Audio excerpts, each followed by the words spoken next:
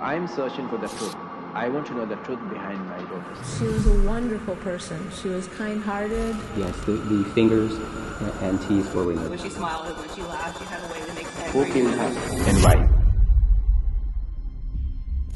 The following stories tell the tale of stunning models who lost their lives in tragic ways.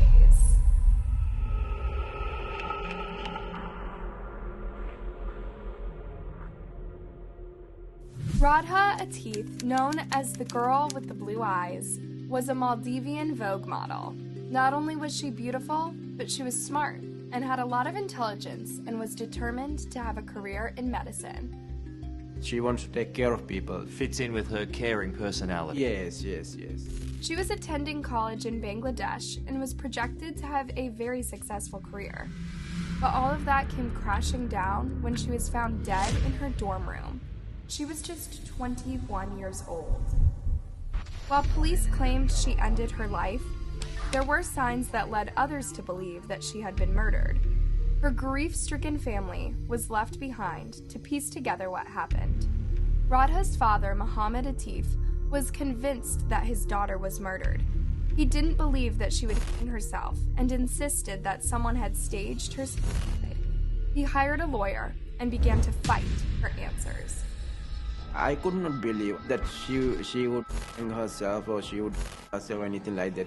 I know something must have gone really wrong there. Radha had been found hanging from a ceiling fan with a scarf around her neck. Her room was in great disarray. Strangely, marks that were found around the model's neck didn't necessarily match up with the types of marks the scarf would have left. Additionally, when the fan was examined, it didn't seem to be strong enough to have held up her body without breaking. Fueled by this evidence, Mohammed was more convinced than ever that he had been correct in his suspicions. He was going to find the truth of what happened and why. Mohammed believed that his daughter was killed, and he was on a mission to find out who did it. I'm searching for the truth. I want to know the truth behind my daughter's death. Who killed her and why? Radha had been dating a man named Shahi Ghani. He was Maldivian like her and was studying molecular biology. Law enforcement was able to find out many details regarding their relationship by reading through thousands of pages of messages they had shared on both WhatsApp and Facebook. The couple appeared to be very serious about one another and spent 2 weeks together traveling in India before she passed away. Radha was deeply in love with him and thought that he was the man she was meant to be with forever. However, on the night before she died, she was distraught upon finding out that he had been cheating on her. She managed to get access to his Facebook messages and realized that he had been talking to someone else. Radha was absolutely heartbroken and betrayed. She couldn't bear the thought that through everything they had been through, the man she loved would do this to her. She was desperate to end her pain, and not long after discovering what had been going on behind her back, she swallowed sedative pills. Soon after regretting this decision, she checked herself into the campus hospital where she was treated. It's not clear what she told doctors at the hospital, if she revealed her original purpose for taking the pills. Radha was treated swiftly and released. In the early mornings of the next day, March 29, 2017, Radha confronted Shahai about his infidelity. She made it clear to him how much his cheating on her destroyed her. She also doubted his love for her in the first place. "I only loved you. You never loved me. You're a terrible human being. You've done irreparable damage. There's nothing left. I feel hollow. I feel dead." Radha's last text was also to him. She wrote, "You killed me," before going on to take her own life. These messages confirmed to law enforcement that it was her boyfriend's infidelity that caused her to take her own life. These messages clearly confirmed that she couldn't endure his cheating, an officer wrote on the final report. Despite police claims, Radha's father refused to believe that his daughter would do such a thing. He's not alone, and many still believe that the model died as a result of a homicide. Some believe a jealous classmate was behind the killing. Still, Mohammed clings onto the signs pointing towards the fact that his daughter's death was not the result of cheating. He believes that the marks around her neck could not have been the result of the soft scarf they found around her neck when her body was discovered. It looks mostly like some mark which is caused by something like a hard material, like a belt. You think it might be a belt? It may be a belt, yes. Despite how many answers he's still waiting for, Muhammad is not giving up. "I will fight for justice for my daughter," he said.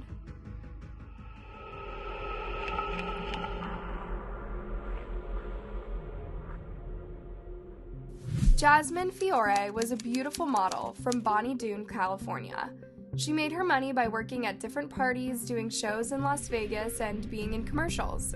As she got older, she got a real estate license and had dreams of opening up her very own gym and training center. Her life was coming together just as she'd always imagined it. The only thing missing was a husband and a family. She thought she'd found true love with a man named Travis Heinrich, and the pair became engaged. However, it turned out that the relationship wasn't to be, and they eventually called it off. In 2009, she fell in love again, this time to a real estate investor named Ryan Jenkins. She had just finished filming a movie and came across Jenkins at a casino. The pair instantly connected, and although they had just met and barely knew one another, they decided they wanted to spend the rest of their lives together. Just 2 days after meeting, they got married in Las Vegas at the infamous Little White Wedding Chapel on March 18th of 2009. It didn't take long for the whirlwind romance to begin to sour. Jenkins was abusive towards Jasmine, and after striking her, he was charged with battery. The incident occurred while Travis Heinrich was present. Even though Jasmine wasn't dating Heinrich anymore, the pair were still friends and would hang out together. When Jenkins caught the pair kissing, he became enraged and hit Jasmine, causing her to fall in a nearby pool. Jasmine's mother would later say she knew that there were problems within Jasmine and Jenkins' relationship, but she wanted to make things work. Well, I think she had, a big heart. She wanted to have faith in him. She wanted to give him a second chance. The couple's volatile relationship was evident in an email that Jenkins once sent to Jasmine. "If you come back to me and stop all the craziness, we can have a wonderful life. Your forgiveness, trust, and loyalty is all I need right now. And when your love for me grows, our lives are heading in the right direction. I truly feel complete," Jenkins wrote. "I will never leave you. I only want you." Jasmine's rocky marriage would hit a breaking point in August of 2009. The pair were visiting San Diego for a poker tournament. The tournament was a charity event that was meant to raise money for the Karma Foundation. They had checked into the La Auberge Hotel, where they would be staying during their time in San Diego. At around 2:30 in the morning on August 14th, the pair were seen at a nightclub in downtown San Diego. It would be the last time she would be seen in public alive. Several hours later, Jenkins was seen on surveillance footage returning to the hotel room, but Jasmine was nowhere in sight. He reported her missing the next day, claiming he hadn't seen her since 8:30 p.m. on the 14th and had no idea where she could be. The very next morning, police found Jasmine's body disposed of in the most heartless and callous way. It had been stuffed into a suitcase and left in a dumpster. She had been badly beaten, stripped, and strangled. When police were asked if her body had been mutilated, an officer answered yes. Your question was about mutilation? Yes, we're prepared to answer that question at this time. Yes, the fingers and teeth were removed. What her killer hadn't thought of was her breast implants. The implants had serial numbers on them, which helped investigators identify the body as Jasmine's. A coroner confirmed this on August 18th, noting that she had been killed just a few hours before her body was discovered. Police were able to locate Jasmine's car, a white Mercedes. It had been left abandoned in West Hollywood. Inside the vehicle, there was blood and signs that somebody had roughly pulled the model's hair. Meanwhile, Jenkins had returned home to the penthouse he shared with Jasmine. He ended up packing up his things and driving to Nevada, where he picked up a boat he owned. When the police attempted to get in contact with him, he claimed he was headed to Canada to deal with some business. By the time that Jasmine's body had been identified, police wanted to speak with him more than ever and began searching for him, reaching out to the public for help.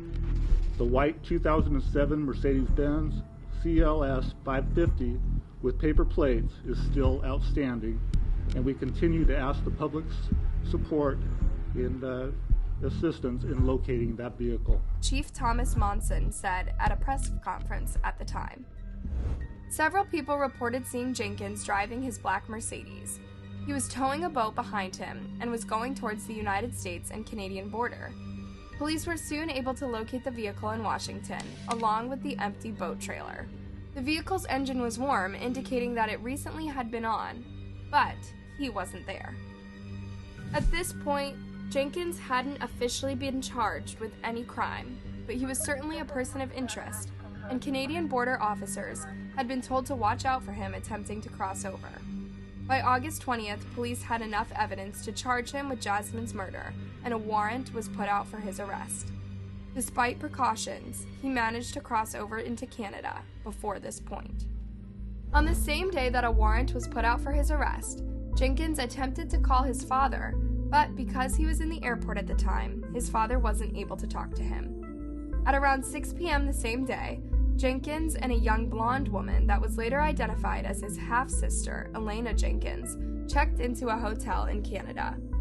While Jenkins waited in the car, his sister went into the hotel, paid in cash, saying that they'd be there for 3 days.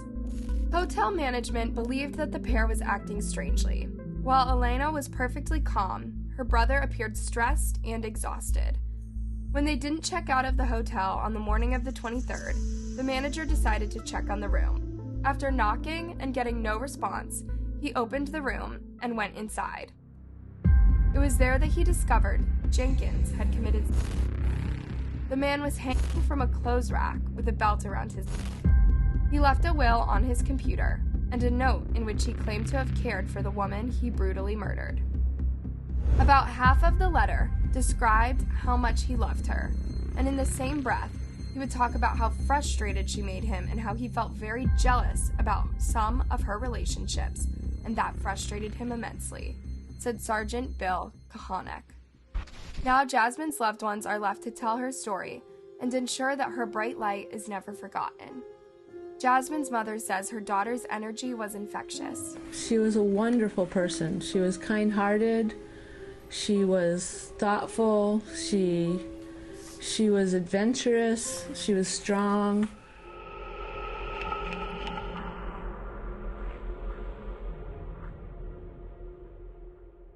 Alexis Shark, born Alexis Robinault, was a stunning 26-year-old influencer from Houston with a bright future ahead of her.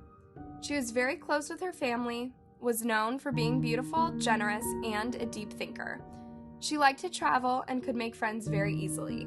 She worked at Twin Peaks restaurant, where she was well-liked. After going through a rough breakup, Alexis ended up connecting with one of the regulars at the restaurant. His name was Tom Shark, and he worked as a consultant in the oil field. They were frequently spotted at the restaurant chatting and laughing. While they both shared a love for travel, they had many differences. Tom was in his 40s and had children, while Alexis was only in her 20s, still starting her life. But this didn't matter to Alexis, who claimed she fell in love with Tom's heart. Alexis was looking for a change in her life. She wanted to slow down and not work as much, but didn't have the opportunity to do so financially. But after she began to land influencing jobs, she started to bring in more money than she ever had before. Her life was fabulous. She was in love, had lots of friends, and had amassed a large online following. She could work from her phone and could go wherever she pleased. In the summer of 2019, Alexis and Tom got engaged, and they moved to Colorado. They loved nature and traveling around the beautiful state. They appeared happy and content and even documented their relationship through vlogs that they shared online. To everyone else, it appeared that they had everything they wanted. The pair eventually got married at a courthouse and returned to the state of Texas. At the time, Alexis had been wanting to make some new friends, so she turned to the app Bumble. While many people use this app for dating purposes, Alexis used it to find female friends. She ended up connecting with a recently divorced woman named Tanya Ricardo. They ended up hitting it off, and Alexis became a part of Tanya's friend group. They talked every day and hung out frequently. She rarely spoke of her husband, Tom. When the pandemic hit, everything changed. Alexis turned to TikTok as a form of entertainment and wasn't able to see her friends as often. When Thanksgiving rolled around, Alexis ended up having dinner at Tanya's house, but strangely did not bring her husband. After dinner, the girls went out drinking. The next day was Black Friday, and Alexis was strangely silent on social media. She did reach out to Tanya to see if she wanted to go out drinking again, but because Tanya had family in town, she wasn't able to. The last anyone heard from Tanya were text messages in a group chat around 6:30 that night. Later that night, Tom reached out to John, the boyfriend of one of Alexis's friends. He wanted to know if he had seen Alexis recently. He explained that they had gotten into an argument and she had left, and he didn't know where she was. John later recalled thinking that the conversation was odd. As time went on, Tom changed his story several times. At one point, he claimed that Alexis had taken her phone with her, while at another point he claimed she left it behind. He also later claimed he had tried to use the Find My Friend app to find her, which he later took back. At this point, Alexis's friends were getting worried. Tanya went over to Alexis and Tom's apartment and knocked on the door, but nobody answered. She eventually called Alexis's mother, Stacy. Stacy told Tanya that Tom had already called and alerted her of Alexis's disappearance. A missing persons report was filed for Alexis that same day. Her family and friends went back to work, trying to raise awareness about her disappearance. Unfortunately, her body was soon found by a public works employee not far from her apartment. She was naked, lying on the side of the road. With no visible wounds, Tom was later able to confirm that this body belonged to his wife. It was later determined that she had died of suffocation. No one knew what had happened to Alexis, but rumors soon began to spread that Tom could have had something to do with it. Some of her friends claimed that Alexis's marriage had been terrible and that she feared for her life. There were also rumors that Alexis's marriage was so bad that she began to find comfort in the companionship of another man, and Tom found out about it. It wasn't until September 29th of 2021 that a warrant was put out for his arrest. He was staying in Florida at the time with his daughter. Because this was such a high-profile case, police planned to go about the arrest quietly. But when they arrived at the home where Tom was staying, he rushed upstairs, grabbed a gun, and ended his life. Now Alexis's loved ones cling to the memory of the radiant girl they once knew. She was so fantastic. She had a way of lighting up the room. When she smiled and when she laughed, she had a way to make everyone feel included. Like, you might not know her and you could be in the room and she'd see you feeling awkward and she'd come over and like pull you over to her group of friends and introduce you to people. And she was just such a light.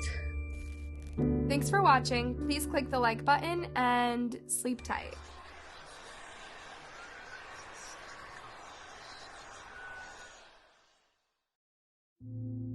I work in the South Pole.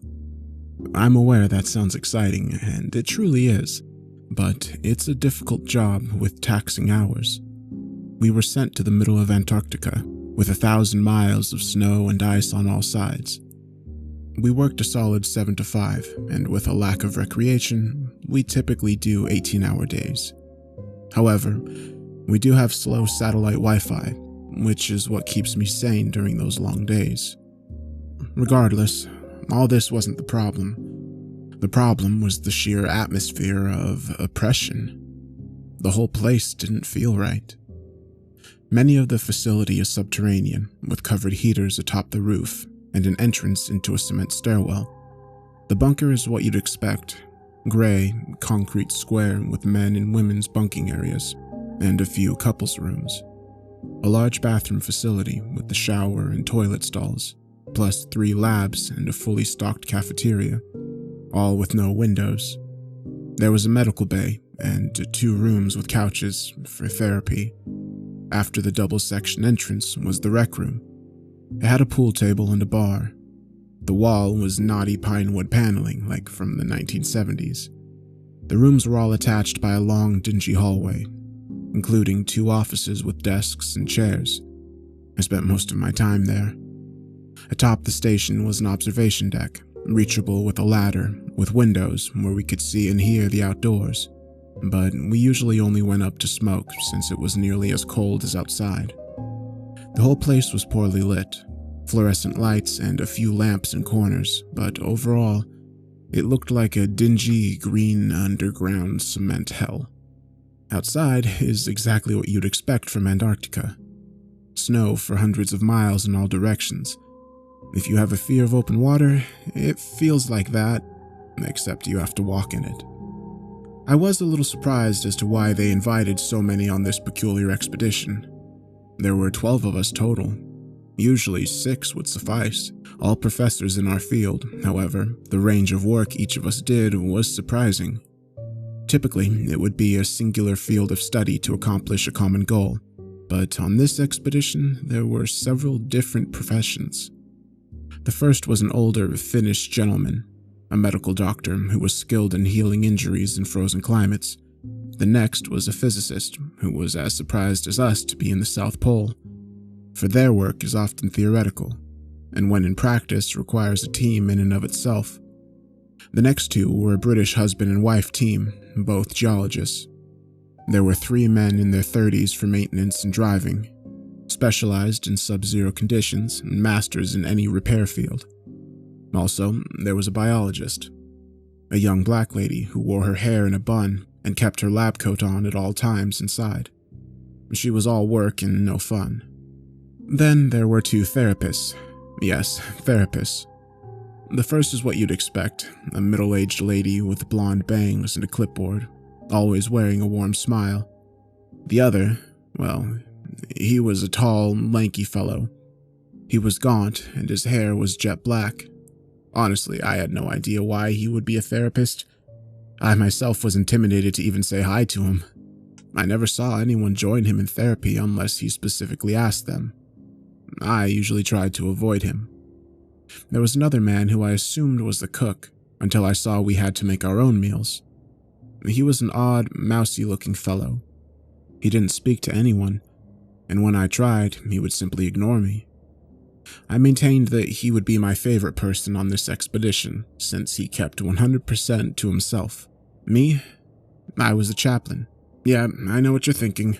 There are half a dozen professionals here, and they need a chaplain. Well, I didn't think it made sense. But when I was contacted by the organization funding the trip, I didn't argue. They were offering a lot of money, and in my line of work, that is a rarity.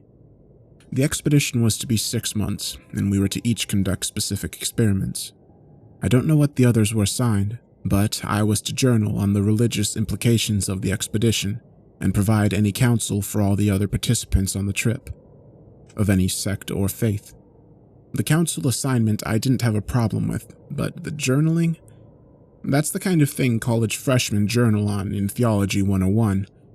Either way, I was getting paid, so I sucked it up and spent the rest of my free time downloading movies and games to pass the long hours in between counseling. Surprisingly, a lot of people came to me for religious discussion. I won over the maintenance guy's approval when I cracked open a beer with them and talked Catholicism on the old red rec room couch. I'm a Protestant minister, so they were a little standoffish at first. We became fast friends, and even though I couldn't bless them or give confession, I think it helped ease stress to feel like they could disclose matters of faith as well as just have a fun conversation. Either way, I got along with everyone after enough time. The physicist was a staunch atheist, so we played pranks on each other frequently. I would hide his laptop out of easy reach, blaring, "Jesus, take the wheel," and he would wake me up half the days with No Church in the Wild. I considered him my second best friend in the compound, even though that song did give me chills when I thought about how far away we were from civilization. My best friend was the odd man. He was always around the rec room when I was, and he never spoke. He wore an orange hoodie and jeans indoors, and always seemed like he was drinking alone at the dimly lit makeshift bar. I thought nothing of it, since our schedules were all different, and I could absolutely condone drinking yourself senseless in a place like this. It was lonely most days.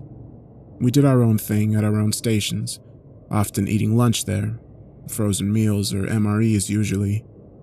I did spend quite some time talking with the doctor. He was a Buddhist, so we spent many mornings meditating in his medical station under the buzzing fluorescent lights. He said that the place gave him an odd feeling. It was hard to be centered here in this cement brick buried in the snow. It did get to me after a while.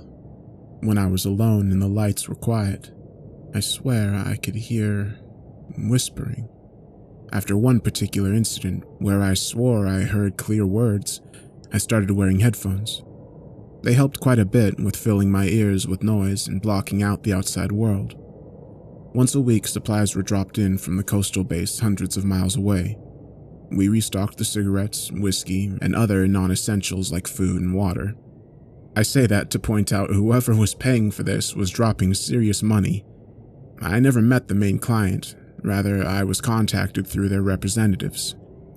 Apparently, the man funding it was very wealthy, very driven, and very religious, and he was highly invested in this expedition.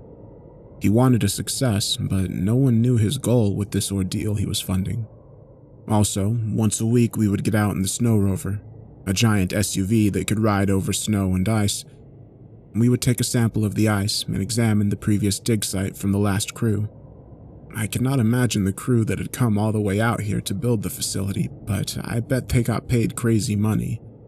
Some days we would all go and just get out and see the sun. We couldn't leave during a blizzard, but most days only the necessary crew for the excavation would go. Whenever we went, we had to wear a harness attached by a rope to the SUV to avoid slipping down the ice and being injured. We can only go out once a week due to the outside conditions and distance to the dig site. I mention both of these to say that we were alone out here, and if a plane came Monday, then we had 7 days until it returned. Then was the first big shift. It was exactly 2 months in the base. The team who left that day were the geologist, the biologist, and one maintenance man to drive and man the harnesses. They left in good spirits and remained at the site for hours. However, they returned shaken. They burst the door in while I was in the rec room with the therapist, and we immediately noticed the fear in their eyes. The lady geologist ran to the couple's room without saying a word. Her husband chased after, calling her name. We asked what happened and noticed the biologist was crying.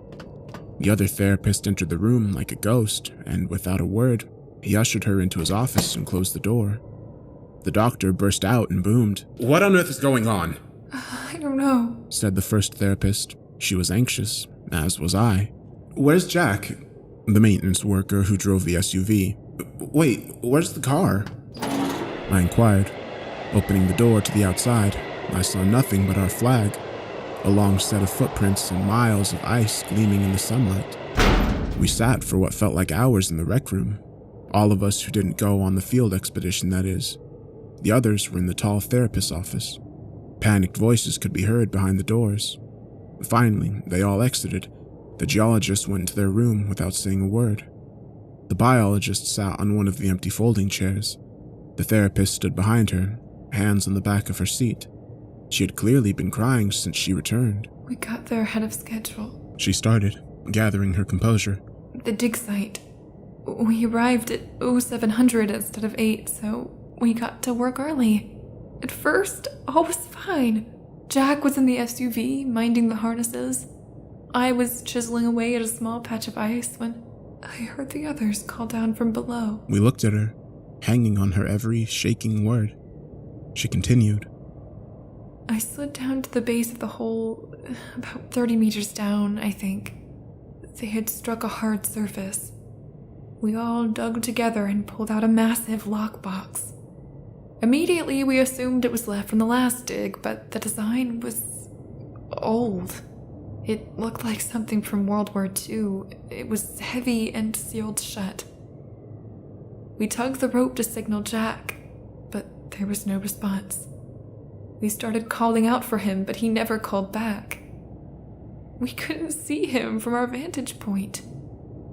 After a solid 10 minutes of screaming, we made our way up the hill using our tools.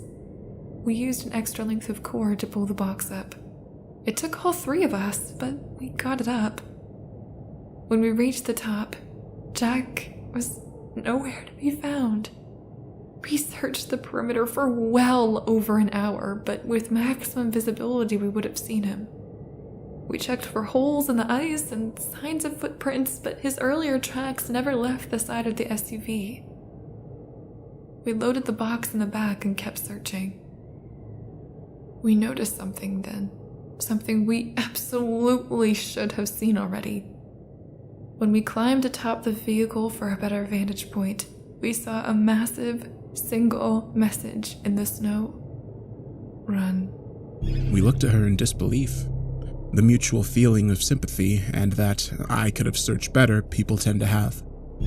She started tearing up again. We panicked. We drove away, but none of us can operate a vehicle designed for snow and ice. We crashed into a massive pothole about a mile south of here. We left the car and walked back. The find is still there, and Jack is somewhere in that deserted wasteland. After this, she broke down in sobs and left to the dorm. Jack hadn't answered a single radio call or even made an attempt at reaching us. The dig site was an hour's drive from our base, and we were thousands of miles from any other researchers. We were essentially powerless to do anything. First things first, said one of the other repairmen. We need to get our ride back. He suited up, then he and the other maintenance worker left on a snowmobile designed for a short distance. Now, I don't know how they did it, but they managed to bring the SUV back safely in less than an hour. By now, it was getting dark, and the search for Jack would be too dangerous to continue tonight. We didn't sleep that night. The odd man didn't even come to bed. He just wandered the halls drinking. I lay there, listening to the music drown out the sounds of silent sobs coming from down the hall. This tomb in the middle of a frozen dead zone. We were completely and utterly alone. The doctor remarked before bed, "If Jack is still alive, we may be better off out there." The next morning we set out, all of us, except the two therapists and the odd man, who I assumed was sleeping off a hangover. We dragged the lockbox out of the vehicle and laid it in the rec room. We loaded up and decided to deal with opening it later. We searched the dig site and the surrounding area until evening and turned up nothing. The message in the snow was nowhere to be found, and there had been no snowfall that night. We found no tracks, no signs, no body, no nothing. We returned depressed and feeling responsible for our missing companion. When we returned, however, we were greeted by an odd sight. A jet. On the snow was a ski-fitted jet. Not like the crappy junk plane that dropped us off. This was an expensive private jet. We entered the facility to the sounds of loud booming laughter. A short bald man with a white goatee sat in the rec room with the shrinks. He was smoking a cigar and wore a very nice suit. Two very large men in sunglasses stood on either side of the door. We were slightly stunned. "Well," the man said, turning to us, "if it ain't the rest of the party." "Who?" I was cut short. "Allow me to introduce myself." He stood, extending his ringed hand. "Earl. Pleased to meet you all finally." We took turns awkwardly introducing ourselves, realizing this must be the guy in charge. He invited us into the cafeteria to have an official meeting. This was the second weird shift in the trip. He offered condolences in regards to Jack and expressed that it was no one's fault he went missing. "As for the message in the snow," he said, lowering his voice, "I would say this whole place tells you to run at some point. Don't let it get to you." He finally revealed his focus of the expedition, that we were to discover any signs of past visits man had ventured. He also expressed that he wanted to colonize the South Pole, but needed to know the psychological effects of people living here. That's why he sent the two mental health associates and a minister. He pointed at me saying this, making me feel exposed and awkward. He again thanked us and sent us to bed after the best steak dinner I've ever had. This guy was serious. He flew in a personal chef to thank us for our work. The next morning, after a bacon and eggs breakfast, he took us into the tall therapist's office, one at a time, to shoot the shit, as he delicately put it. When it was my turn, he was very respectful, a gesture I appreciated when no one knows I'm a minister, but it feels forced at times when there's pretense. "How are you, Reverend?" he asked softly. Well, I replied, not sure how to answer that question in light of the past days. I'm glad to hear it. He smiled at the ground. Son, I'm gonna level with you. You're the most important person here. How's that? I inquired, wondering if he's flattering me or not. Well, he started, looking for the right words. This trip is more for psychological research than anything. What? He cut me off. We wanted a religious figure and at least 2 therapists to log the mental strain on living out here. We want to build a new civilization, but we have been testing different groups in small segments of time. Why me? It was the foremost of many pressing questions. Well, he said, smiling, I'm a Methodist boy myself, but I picked you because of an article you wrote a while back. You said in the final line that you have the same philosophy as me. What's that? I inquired, as I had written a few articles in my time and wasn't sure which one he meant. To truly understand God, we must also understand his counterpart. I immediately knew the article to which he referred. It was an article I wrote after seminary on demonology in modern society. I shuddered as this was an unpleasant field of research. Either way, the man had done his work on me, but I still wasn't sure how a short article on demons qualified me for a mission in the Antarctic. I left the room with Earl, and we proceeded to rejoin the others. We predominantly listened to him rant on, rather than talk amongst ourselves. We just didn't feel right. We were here, in the warmth, while this man was bellowing on, and our friend was out there, cold and alone. I overheard many times the biologists and geologists ask to leave. At their first request, they were simply brushed off, but by the last request, he sternly reminded them that they were under contract. They resolved themselves to their rooms after that. Earl left that night, with the instruction to report our findings, if there were any. He then boarded his plane with his bodyguards and left promptly. Before bed, I swear I heard whispering from the observation deck, but when I went to see, there was nothing. The next day, a massive blizzard rolled in. We resolved that Jack had died in the snow outside. No person could survive a sub-zero blizzard after 3 days. This is officially where things went bad. We decided to open the lockbox. It was sealed by metal welding all the way around. It took a little while, but the other 2 maintenance men used blowtorches on the chest until it finally came free. They strained to pull the lid off its container. We gathered around close. I found myself closest to the box. They flipped the heavy lid over, which shook black soot loose from the chest. We coughed, and when it cleared, we saw the contents. There was nothing. Or at least, nothing important. We found a piece of string, a thimble, and salt scattered about. We sat there rubbing our heads and looking at each other. We discussed why this would be out there in the ice, so many layers deep. We talked a little while until I noticed the physicist leaving. He was pale as a ghost, so I chased him to ask what was the matter. "Hey!" I shouted as I caught up to him in the dorm. "Are you good?" He stood there shaking his head. After a long pause, he responded, "No." "What is it?" I was curious as to why he was acting so strange out of nowhere. Meanwhile, I saw the other 2 participants walk down the hall to the cafeteria. Only I noticed that the man in the orange hoodie was nowhere to be seen. My thoughts were shaken when the physicist spoke up. "Did you see the word on the lid?" he asked quietly. "No." I was confused. I must have missed it. "Can you read Hebrew?" he asked, choking back tears it sounded. "No," I replied. "I studied Greek. Wait, can you?" "Yeah, I'm Jewish. I was. I can read well enough Hebrew at least." His voice shook. "I wish I couldn't." "What did it say?" "The book," he said as a tear rolled down his face. I had never seen him like this before, and frankly, I was a little scared. "You can't buy into that." "No!" he shouted, cutting me off. "You know as well as I do that this place is wrong. It does things to you. God, the first week I chased footsteps around the shower every morning only to realize I was alone every single time. Listen." I placed my hand on his shoulder. "We're going to be okay." I wish I could say I was telling the truth, but that box did have some sort of weird feeling around it. That night around 2 a.m., I woke to the sound of footsteps. They were so loud, I heard them over my headphones. I went to check around, and no one was awake besides me.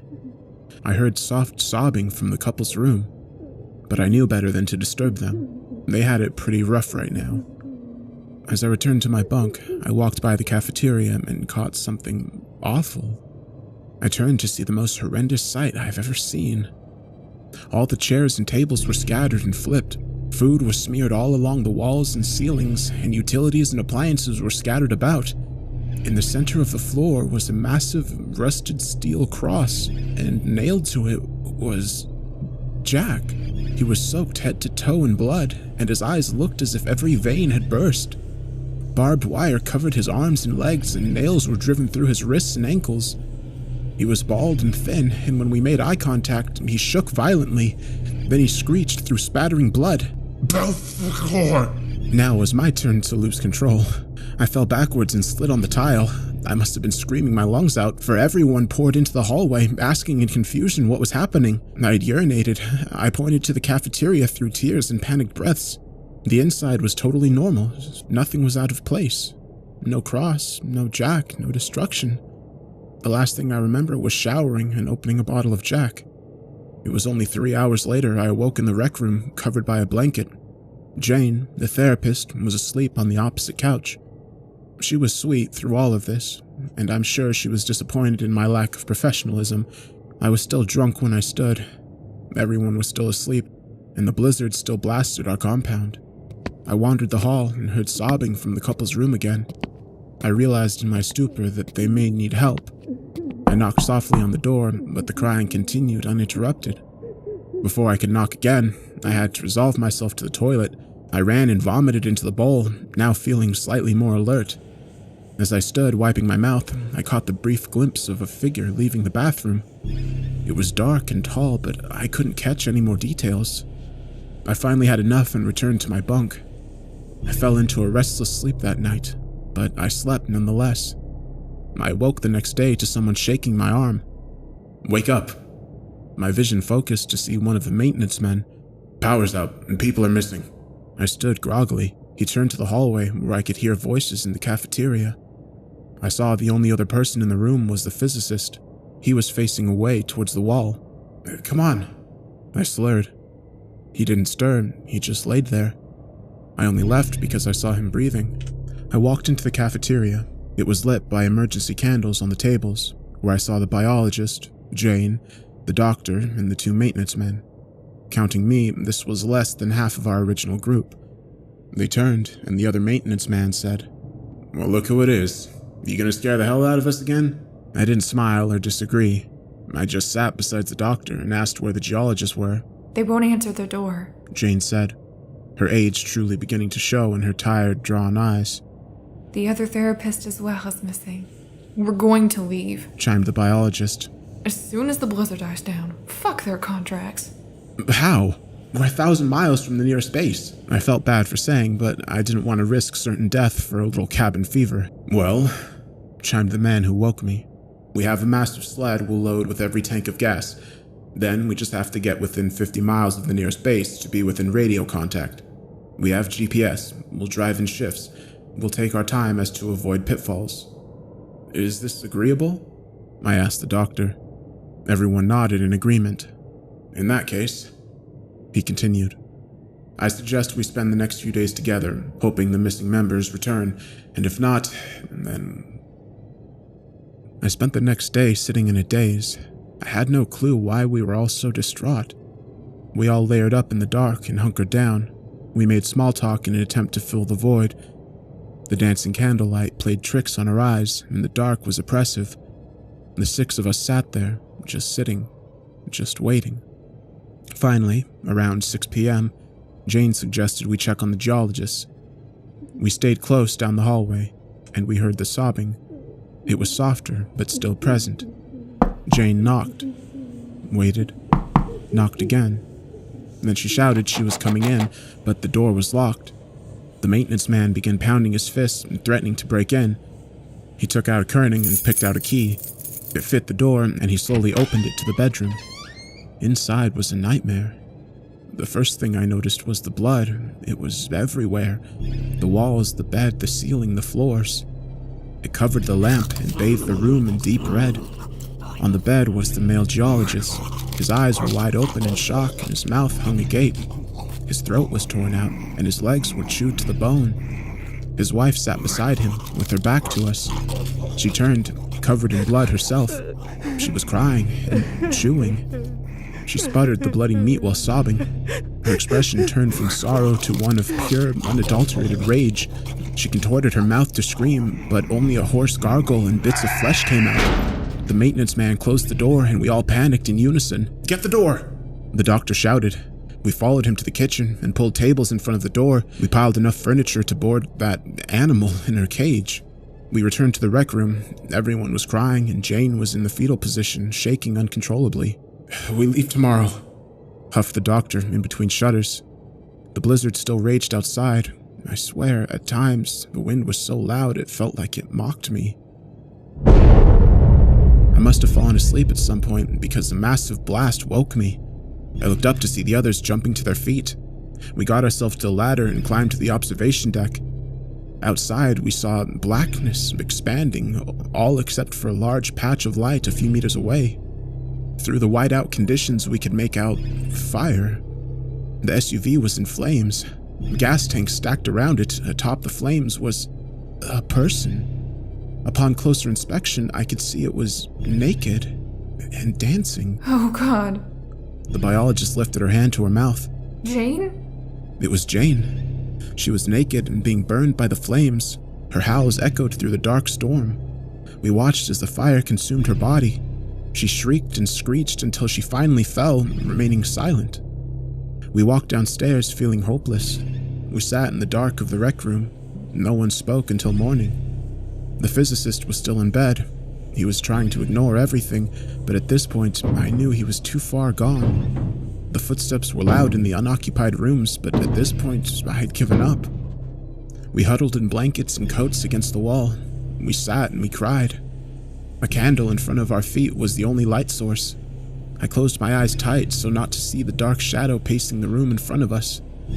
The next morning, the power returned. The lights were flickering, and we stood slowly in the dim, intermittent glow. I heard music playing in the showers. We all walked together and looked inside.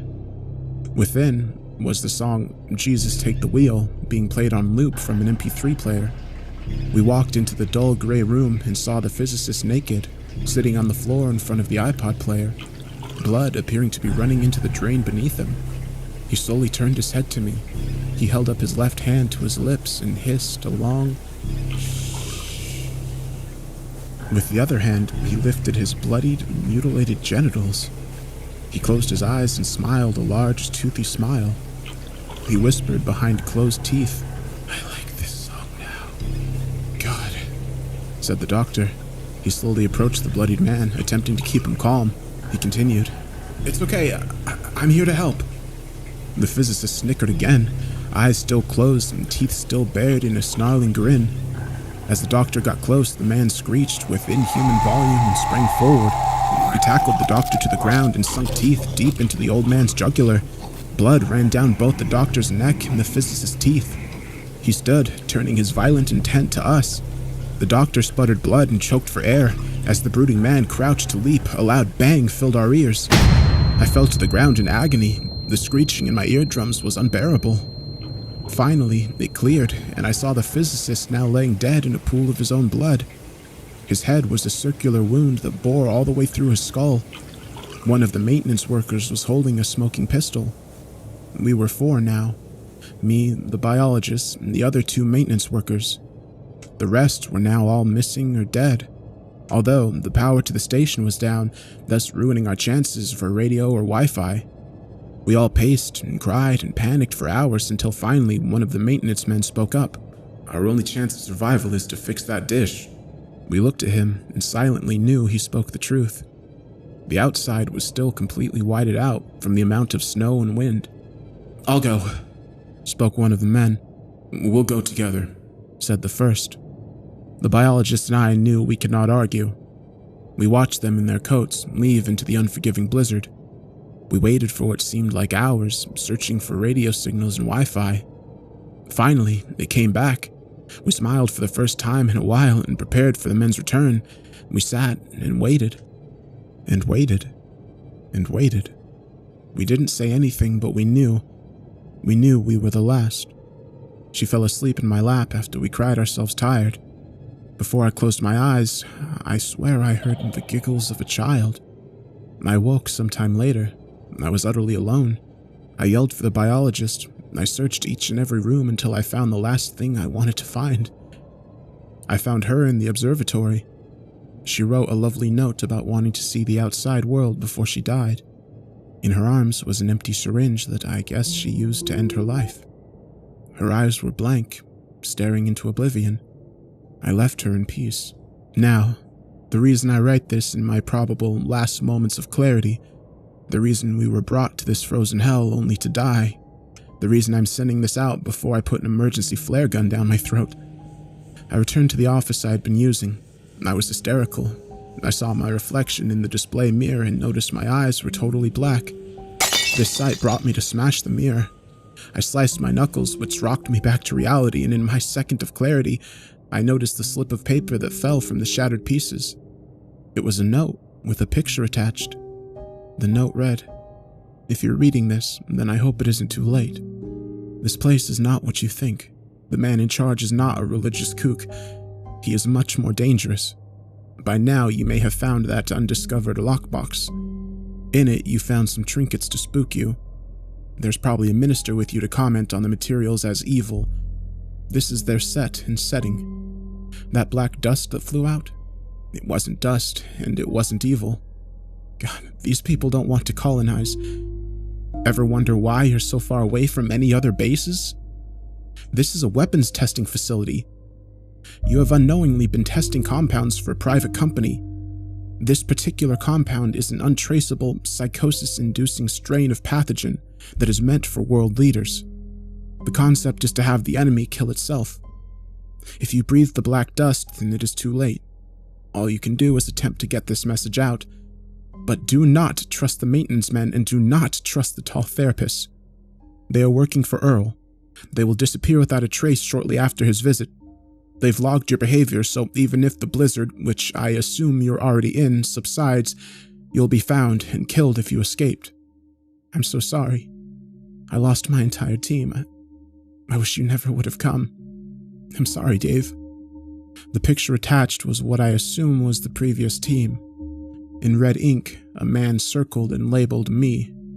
In the picture was a mousy man in an orange hoodie and jeans.